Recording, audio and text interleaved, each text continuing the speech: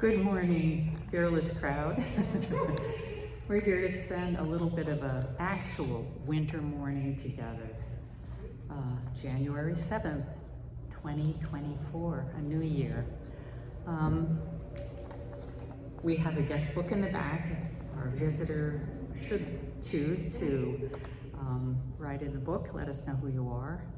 Or if you are really brave, you can stand up and introduce yourself to us, but otherwise, no pressure. I am not Megan Lancaster, obviously. I'm Jayne Gelfan, and I welcome you all here today. There are a few changes in the service, obviously. No choir, no Megan. Frances Uptegrove won't be here, but I have her reading. And I do not have Jayne Hufferdine's reading, unfortunately, so we won't have that. These opening words are by Robert Frost. Stopping by woods on a snowy evening. Whose woods these are, I think I know. His house is in the village, though. He will not see me stopping here to watch his woods fill up with snow. My little horse must think it queer to stop without a farmhouse near. Between the woods and frozen lake, the darkest evening of the year. He gives his harness bell a shake to ask if there is some mistake. The only other sounds the sweep of easy wind and downy flake. The woods are lovely, dark, and deep, but I have promises to keep, and miles to go before I sleep, and miles to go before I sleep.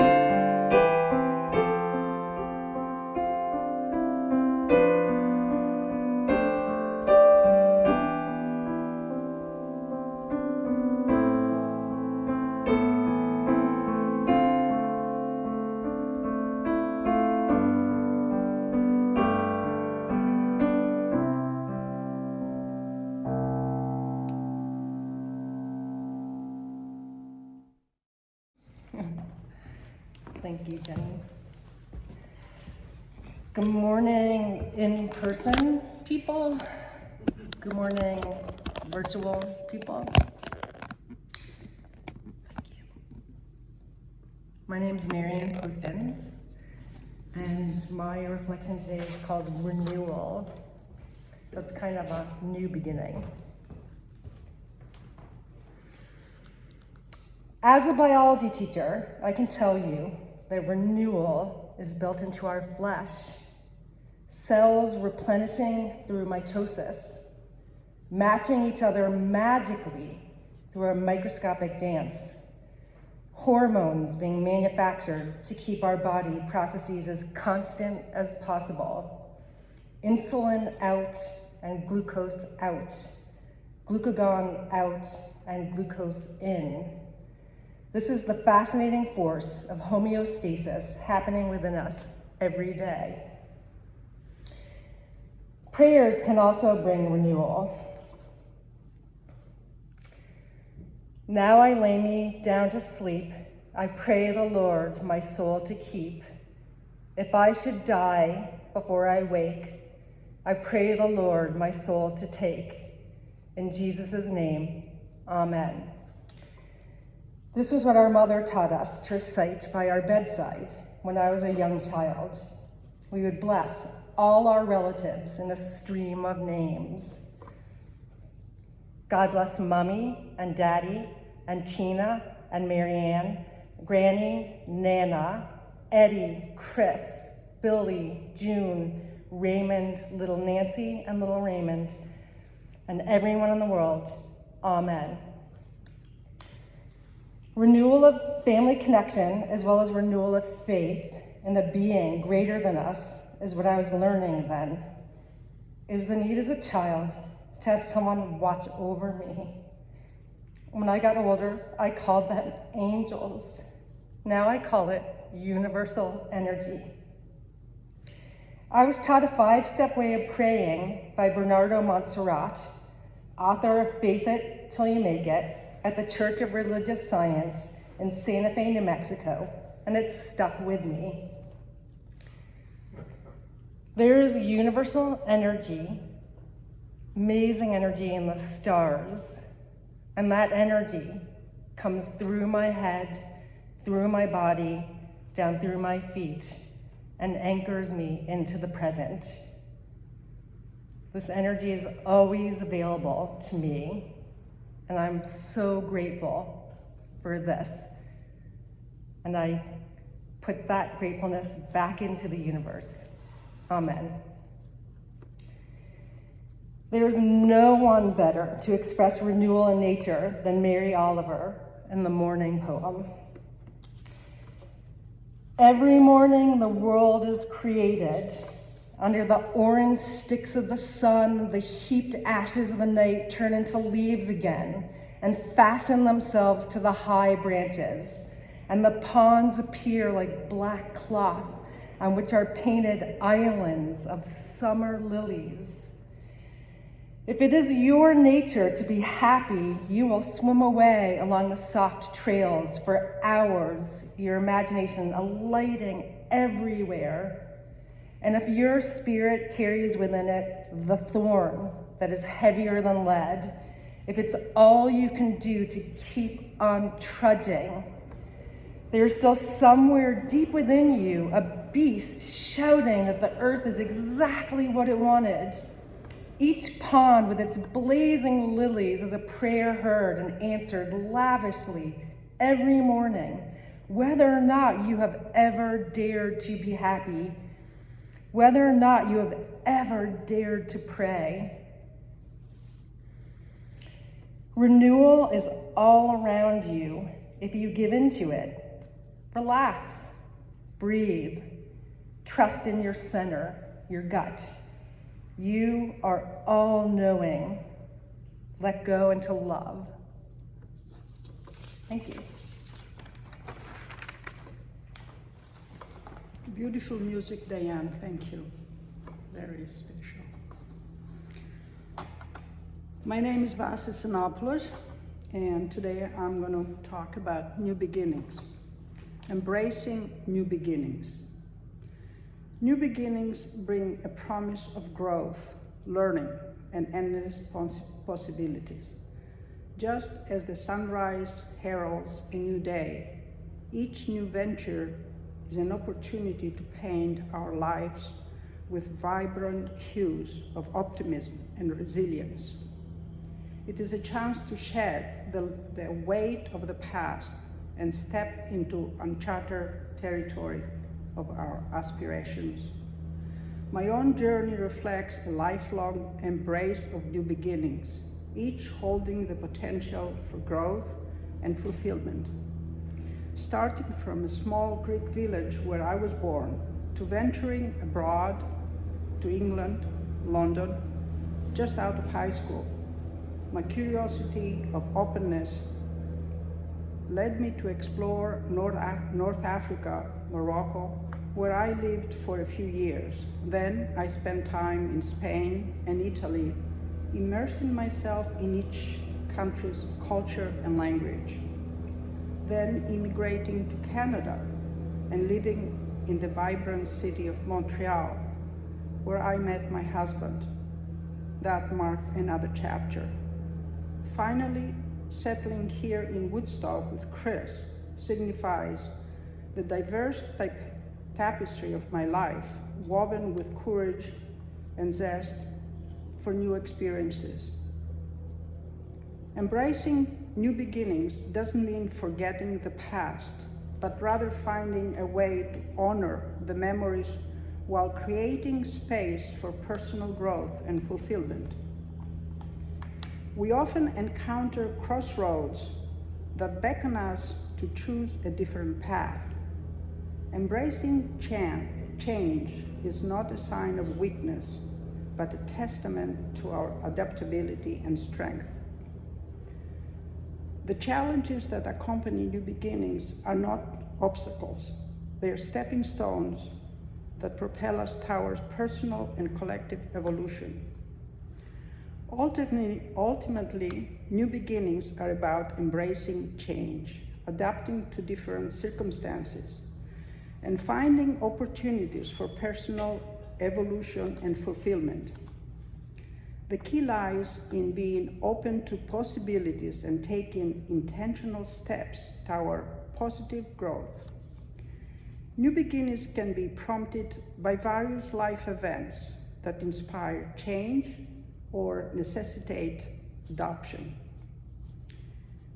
Examples of life events could be loss and grief, major milestones like birthdays, retirement, or children leaving home, health challenges, career changes, job losses, relocation, moving to a new country or new city, personal achievements, relationship changes, starting or ending a significant relationship, financial transformations, spiritual awakening, global events, personal reflection, educational opportunities, and so forth.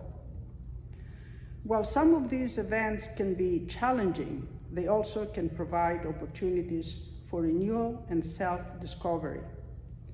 Embracing change and viewing these events as getaways to new beginnings can lead to positive transformations and richer, more fulfilling life. Today, January 7th, marks the birthday of my husband, Chris Lloyd, who died on February 18th of this past year. And I would like to read this poem in his honor by Anonymous. In memory's garden, where loss still blooms, a tribute to a life that ended too soon. As his birthday dawns, a bittersweet day, yet in the echoes of loss, new beginnings sway. With each tear that falls, a seed is sown, growth from the love that will forever be known. Though he's not here in physical embrace, his spirit whispers softly, a comforting grace. Amidst the sorrow, a resilience found in new beginnings, his presence is profound. Through memories cherished, a bond unbroken, and the heart's silent language, love, is spoken. With candles aglow, both in joy and in tears, a tribute to love that transcends the years. In the symphony of life, where echoes persist, new chapters unfold in the love that exists. So here is to the day he graced the earth's skies, a celebration of life that never truly dies. In the journey ahead, may strength arise, new beginnings embraced with love that never lies.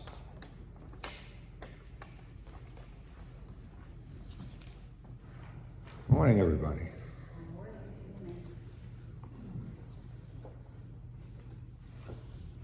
I thought I'd do two things, one about darkness and one about lightness.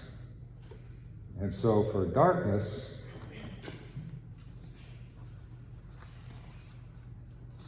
I've always thought about this poem, She Walks in Beauty. It grabbed me somehow when I first read it. Because as a young man, just out of college, I spent a couple years in the Sahara Desert on the edge of it. And so I slept outside a lot. There was no ambient light. I got to know the constellations, what phase the moon was in, what time it would rise, what time it would set. I'll read the first half of the poem, the part that evokes in me the imagined past of that era of my life.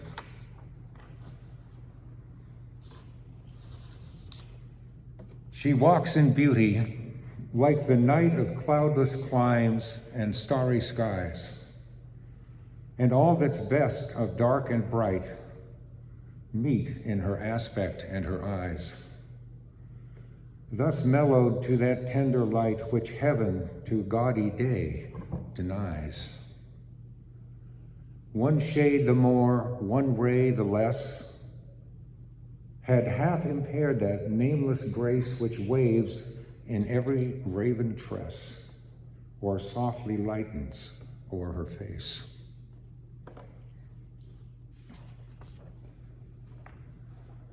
Now, my other selection has to do with lightness, darkness and lightness being the theme for this month. And I have taken selections from this book called A Month in the Country by J.L. Carr, which I absolutely love. It was recommended to me by Laurie Mitchell, who's a member of this congregation, actually, and works in the library. So, by way of introduction, when I look forward to summer, and I love the warmth of the sun on me when I'm outside, this book has passages throughout it that speak to the yearning I sometimes have to be outside in warm sunshine. In the book, the narrator's looking back many years to a summer when he was a young man hired to work in a small village in Yorkshire, England. His memories are suffused with a wistfulness that strikes a chord in me. I don't know about you, but I know I look back nostalgically at adventures and experiences that I had when I was young.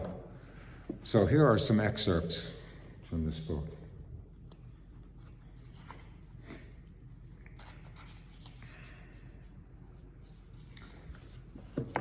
Day after day that August, the weather stayed hot and dry. There was this weather, this landscape, thick woods, roadsides deep in grass and wild flowers.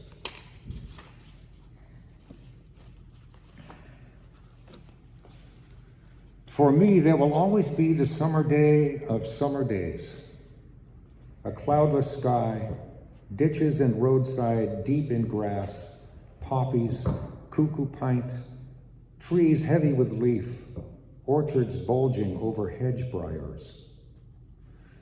There was a throaty smell blowing off the bilberry shrubs and withering heather when we disembarked on a sheep-cropped plain high up in the hills.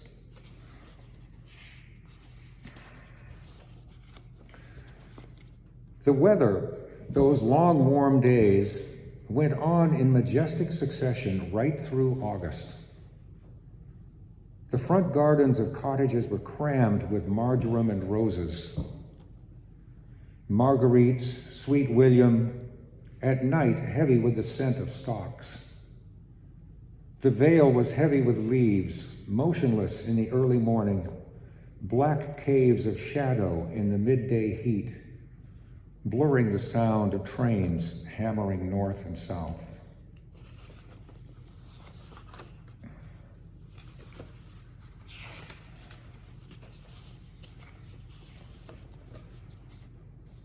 Just before I bedded down, I stood at the window. The first breath of autumn was in the air, a prodigal feeling, a feeling of wanting, taking, and keeping before it is too late. Ah, those days. For many years afterwards, their happiness haunted me. Sometimes, listening to music, I drift back and nothing has changed.